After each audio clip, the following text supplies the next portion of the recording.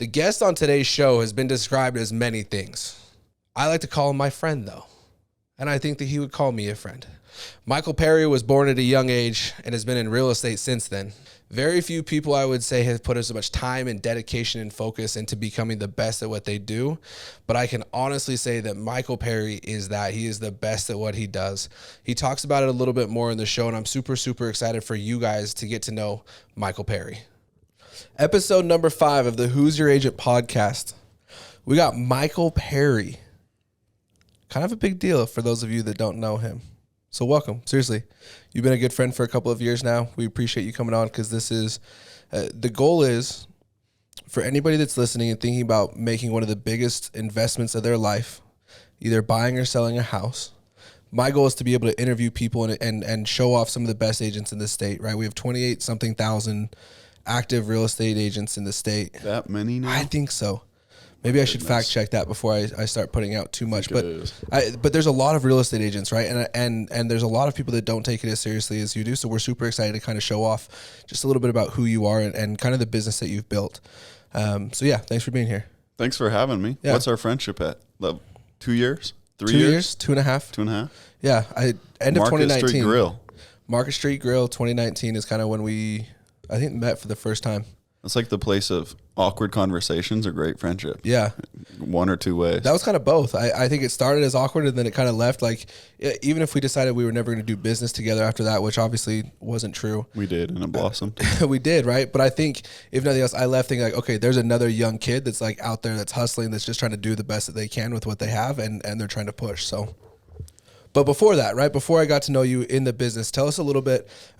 I will always, on this show, I'm always going to start at the beginning, where you were before you started real estate, because what I've learned in just the short few episodes that we've done is that where you were and what kind of started you going down that path of real estate, it carries through your business, right? And it says a lot about who you are and how you're running your business. So let's go back, right? It's kind of like towards the end of high school for you almost, right? I mean, you were young when you got into the business. So tell us a little bit about where you were, what started you going down that path. Yeah, totally. So I was at Snow College. I was playing football there. I think it was on year 2. And I had tore my patellar tendon for the second time. And dude, I don't have a cool... Like, I know a lot of these great agents or careers, you see like, oh, I went to architecture school or commercial real estate. And it's like, I remember the date. It was May 14th. I think it was 2016. I was like, ooh, my life is 180 different. I'm going to get my real estate license and see what happens. So it's been a journey that I did not ever see coming. And I'm sure it was like similar to you. It was like, we grew up in real estate, but I wasn't in high school or in college being like, man, can't wait to get into real estate. I'm going to go to college so I can go get my 120 hours done and get my real estate license. Legit. Yeah. So it's been a wild ride. I feel like I'm 40. What made you finally realize like, okay, I think for me, it was, I was doing lending for a couple of years and all of a sudden I was like, okay, I can provide for my family. I love being able to work with people. And all of a sudden I was like, shit. Oh, yeah. I'm probably going to be a real estate agent. Yeah. Right. What was it for you that you're sitting there and you're like, okay, like I've tried to push this off, and all of a sudden now I got to jump into the family business? I think for me it was, so my wife, who was my girlfriend, I mean, she had a 4.0. She was getting an econ degree, double major or whatever, and I had a 1.7. My 1.7 GPA my last semester. And I was like, okay, obviously school isn't for me. I'm super hard worker, but it doesn't translate at school. So I'm not going back to school. And then my dad was in real estate. I was like, screw it. Let's try this thing. And so what do you think the disconnect was? You had a 1.7, but you're a really hard worker because you're not a dumb person. Totally. So what would you say was the disconnect for you? I think I'm not against school or college, but it was like football was my life. And I wasn't good at it, but I wanted to be great at it so badly. Is that why you went to college, do you think? Was to play football? Oh, yeah. That was the only reason. So when that was taken away? Yeah, then I was like, okay, this isn't for me. But that's also like, I think people our age, you hear on podcasts and you hear on Instagram and everything like, hey, I had this plan. Like, we're two very successful, I hate saying that, but very successful people who I would say we didn't have a plan. And where you still don't, I would say. Yeah, and you see people like on Instagram, like, oh, I've worked for this my whole, it's like, have you really? Like, we both have worked really, really hard. And I think that's the groundwork of why we do so well. But like, I wasn't 8 years old thinking, oh, I can't wait to sell houses on the hill kind of thing. So then football got taken away. Yep. You called Dad, you called Jack, and you said, hey, I'm in. I don't even think I called him. So he was a solo real estate agent. And I was like, I think I threw the idea around. You were how old at the time? 20? 20. Yeah. 20. About to turn 21. And so I was like, because I was tripping. Like, and your world got shattered when you lost Yeah. your patella. You were just, everything changed. well, and it was really hard for me. Like, one of my best friends, he was he's in the NFL now, was a 2-time All-American. I was like, so we went to high school. I worked just as hard as him. And he would say that. And I was like, God, what is going on? I'm like, I am year 2. Can't even get on the field. One of my best friends, an All-American, like, where's the disconnect? And so, like, it wasn't easy, but I think it goes back to, like, I mean, everything you do, everything I do is for a reason. And school was that reason for football, and it didn't work. So you got licensed, and then what does that take us through? Kind of what that first year looks like, because what we want to do is take a look at what your first year in the business looked like versus now you're 26, Yeah, 27, 25. Yep. Now 4 or 5 years later removed, what does it look like? But let's start in that first year. What did that kind of look like for you as an individual trying to establish your foothold in a business that is super competitive and saturated with agents that were older, more experienced, had the degrees, maybe played college football more successfully, right? All of these things that they were probably better at than you that might not be in the business anymore. Totally. Yeah, I mean, dude, it was wild. One of my mentors, Lee Stern, she, I think on her own, has sold over like 2,000 houses. She's a Utah legend. I think I met with her the first week, and for some reason, I still like thought I walked on water. I was like, I'm going to run this industry. And I walked in, and she said, hey, I have a story for you. I have instructions for you. And she said, hey, do you have a girlfriend? I was like, yes. Next question was, are you serious with her? Very serious. Okay, go break up with her. I was like, that's not happening. What's the alternative? And she was like, go tell her the next 6 months are absolutely going to suck. And I vividly remember. Which I would say is more real advice than what a lot of people yeah. get when they get into the industry, right? Yeah. Yeah, and especially for me, it's like I've had to, we'll go into that later. But it's like, I remember it was day 181 was my first day off, Monday through Sunday. 12-hour days, and I was doing it with my friend Mason, who will probably be on this podcast. And it was like, it was hard. I mean, I think I did 3 deals in the first 6 months, probably working 90 to 100 hours. I was making big money in my mind. Like, I think I made 40,000 by month 6, but I'm like, it was a grind and a half. Why'd you keep going? Because I had no other option. And it's how, like, it's how, like, me, a bunch of other people, it was like, if this doesn't work, I am going to be a 9 to 5 and my life's going to suck and I'm going to hate it. So I was like, I'll reevaluate year 5. Like, there was no, this can't work kind of thing. So those first 6 months, grind. Day 181, what do you think changed? I went on vacation for 2 days, then got back to it. So nothing changed. But it was, I think that was the first time that it was like, okay, I think I can do this at a high level. The numbers didn't show, but like the pipeline was building, and was like, okay, this is starting to make, when I'm writing offers, I'm not panicking. I'm not tripping till 2 a.m. at night. A little bit more understanding maybe in the business? Totally. Yep, absolutely. A little bit more seasoned. So then when, because now you're a little bit different, you're obviously still selling, but now you have a massive team behind you. Yep. So when did the idea of the Perry Group, the team, with you kind of at the head, you and your dad, Yep. kind of leading, when did that idea start to form in your head? Yeah, I guess, and that's kind of when things start to change. So I think month 5, we bought our first Zillow lead together, and it was me, Mason, my dad. Like, we're like, hey, we're all kind of solo agents, but we like working together. And then, like, truly, and that's what I think is like my biggest story to tell when I'm talking real estate teams. Like, we do it at arguably the highest level in the state, and it was so organic. There was no business plan, and we suffered for that, for not having a business plan, but it wasn't like... But you didn't know anything different at the time, right? Totally. Yeah. And I think we got to where we are today by truly just organically chasing talent and like loving people, to where I think a lot of people are like, oh, if I don't make 200,000 year one, then I can't hire this person. And then year two, I have to make $1 million. It's like, that has to always be a conversation. But I would argue if that's the driver, I think it's going to be a tough business for you. I don't think you're going to be in it long. What's the driver for you then? What makes you want to put your own production on hold, or at least slow it down a little bit? I don't know how many hours a week you spend selling and working on your own pipeline and your own production, working with your own clients who are, and we'll get into this in a little bit, but they have expensive tastes. Yeah.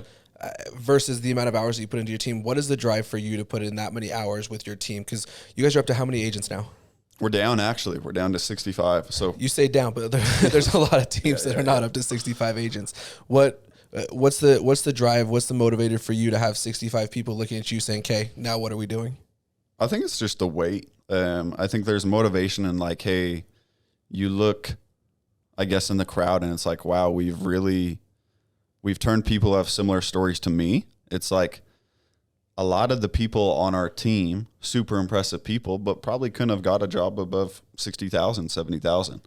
And so I think for me, it's like, I think you would lump yourself in that category. Yeah, totally. And so I think that's why I take it personal. And it's like, man, we can really go change a lot of people's lives. But I think it's how you carry yourself too. It's like, this is what you do, so you just have to get it done. Like, I have a why that's for like my family and my friends, but why I wake up every day is just a responsibility to get up and do it. Like, I don't have this like, oh, for 65 people, I have to take care of their families. Like, that's not my why. That's just what I do. That's just the reality of where you find yourself. Totally. And it's Mad Cash, it's Edge, it's exactly what you're doing. Yeah, and it's definitely not the easiest path, and it probably doesn't make sense to a lot of people, but it's definitely like a personal decision, I think, right? Totally. And it's weird. I mean, you go back and forth. It's super fulfilling, but as fulfilling as it is, it's hard. And that's what a lot of people don't. I think on the podcast, you hear, oh, wow, you'll be fulfilled. Like, life's epic. And it's like, yeah, you will. But it's almost the 80-20 rule, right? Yeah. No, that's a great statement on that. So then you've obviously set up an unbelievable team behind you guys. How has that team served going in the last 2 years in what has just been an absolutely crazy market? What advantage would you say that people that are clients of the Perry Group have that other almost, what is the degree of separation? And we'll get into it specifically for you, but for the team as a whole, what would you say the biggest advantage to the team, for clients, is having the Perry Group behind them and representing them? I can just speak in like Salt Lake County, Utah County. I think we do it better than anyone. And I don't mean that to be like arrogant, but we see so many transactions. We see so many buyers and sellers. And what's different about us, we sell the amount of that mass brokerages do, huge brokerages. But what huge brokerages don't have that we do, like every transaction we see, everyone knows about. Everyone knows the terms, the price, the verbiage. So I think it's negotiation, it's access. I don't think this is to scare agents, but I think as a solo agent, and you've seen it, your life, if you're going to do 30 plus deals and you're a solo agent, your life's going to suck. It's going to be exhausting. Yeah. And so, and you hear a lot of people, you hear 28,000 agents in the state of Utah say, oh, I need my time. I don't want rules to change. But it's like, well, why shouldn't they? If a consumer's in front of a house and someone on the planet can show them that house, they should be showed that house. And so I think for us, technology has really pressed us against the wall as agents, everyone. But we've embraced it to where a lot of people are like, oh, everything's the devil ruining the industry. That's not the way that we do it. That's the old, or that's the new way. We don't have to do it. That we've been doing it like this. Yeah. Like if you've ever driven in an Uber, if you ever use Clear at the airport, you're a hypocrite if you're saying that. If you've ever used Airbnb, Yeah. So if you ever used a cell phone, email. You can get a hold of people in seconds. So we've just embraced it. So then what does your individual business look like? What is your, one of the things that I always want to bring up for anybody that's listening, like I said at the beginning of this, the goal is for people to listen and say, okay, you know what? I like that kid. I want to hire him. I want to have him help me buy or sell a house. I want to interview agents so the buyers and sellers don't have to, right? So who would you say, if they're listening to this, and I think that you would agree with me, that when you ask a real estate agent who their ideal client is, 90% of them are going to say it's everybody. Well, that's true to an extent, right? But who would you say, give us your one or two or three people that, like, if this person is listening to the show right now, they have to be using Michael Perry? Yeah. And I think about that all the time. I think you're on your second, third, or fourth house. You're buying or selling it. And you want someone who's not going to be your best friend. Like, that sounds cold, but that's not me. Like, I'm not in real estate to go to the country clubs to network with people. Like, I'm in it to make people the most money and have a super secure investment. So I think my most ideal client is someone who owns a home or is looking for a home, and they want the best feeling transaction, but will ultimately result them the most money. And I think you see two ways. A lot of times you see ton of money, but the agent sucks. Like, it's just investor, they're cold. It's a transaction. Totally. Yeah. Or you see, like, oh, best friends, like, let's go get drinks. Like, I'm not that agent. You're not either one, right? Yeah, we'll be friends, but it's like, I know the market better than anyone in my areas. So if you don't want that, what are those areas for you? Avenues to Cottonwood. So Avenues, Sugar House, Holiday. For me, I service about eight zip codes, probably hold 80% of my business. Why are those areas important to you? Just because it's like, what's your value pitch? My value pitch is me knowing the market. Like I said, I think better than anyone in those areas. And it's like, if I go to Harriman or Lehigh, I'm calling you because I have no idea. And I'm probably referring to someone who I know or you know. It's not in my interest. And I wake up every day, I check the data about 3-4 times a day. In those areas specifically? Yeah, totally. Could care less about the other areas. Really could. And I think for me, it's just to completely understand, why is the market doing this in these specific areas. So in those areas, what are you seeing specifically in the market right now? It's weird. You're seeing activity slow down, but prices continue to be shattered. And where you're not necessarily seeing that in different areas. Like in different areas, you're seeing what was 10 offers is now 2 offers. What was 50,000 over is now 20,000 over. What you're seeing in like Harvard Yale is a great example, was 10 offers 6 months ago, 200,000 over. Now it's 2 offers, 200,000 over. And so it's like, why is that? Are certain areas so insulated that it's like you look to the California, like are these areas the Beverly Hills of California where they're insulated, like how Alpine is here in Utah County? It's like, I don't know, but I service areas where people are willing to pay a premium, and I think it's because of the workforce. Yeah, the location and the available inventory in those areas. Right, I grew up in Highland and Alpine. There was tons of land available. There was tons of it, and it's just gone now. Totally, it's a lot of it is built out, right? Yep.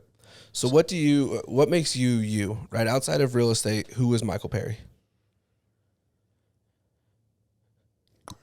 That's a tough one. I think that's something I've worked on for a while. My wife, who's my best friend, Shout out Dom.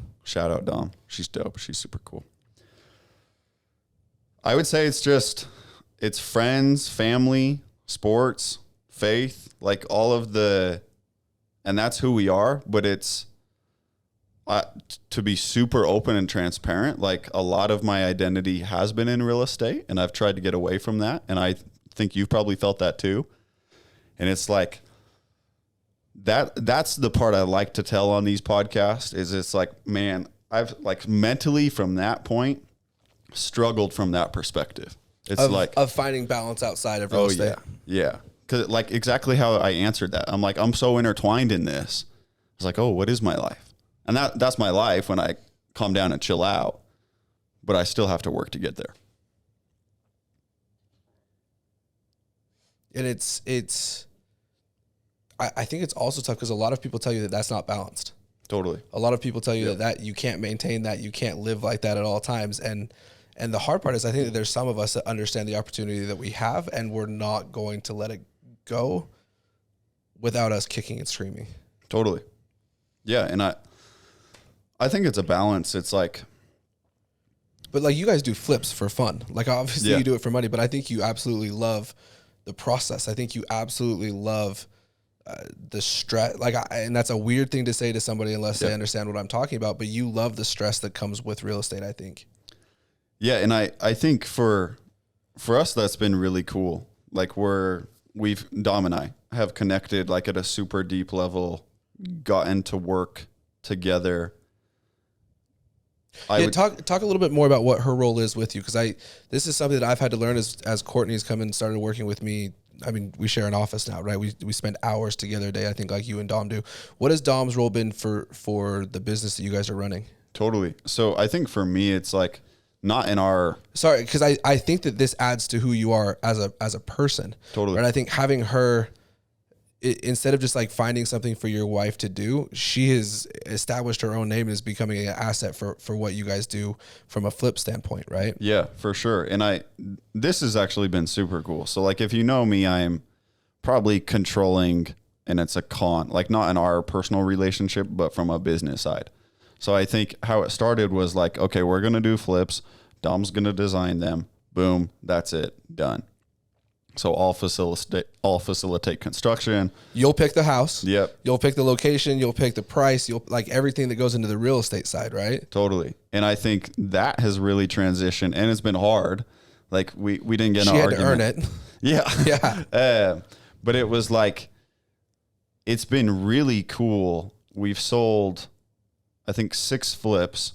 4 of them have shattered records, and it's the 4 that she's been 100% in and my hands have been off.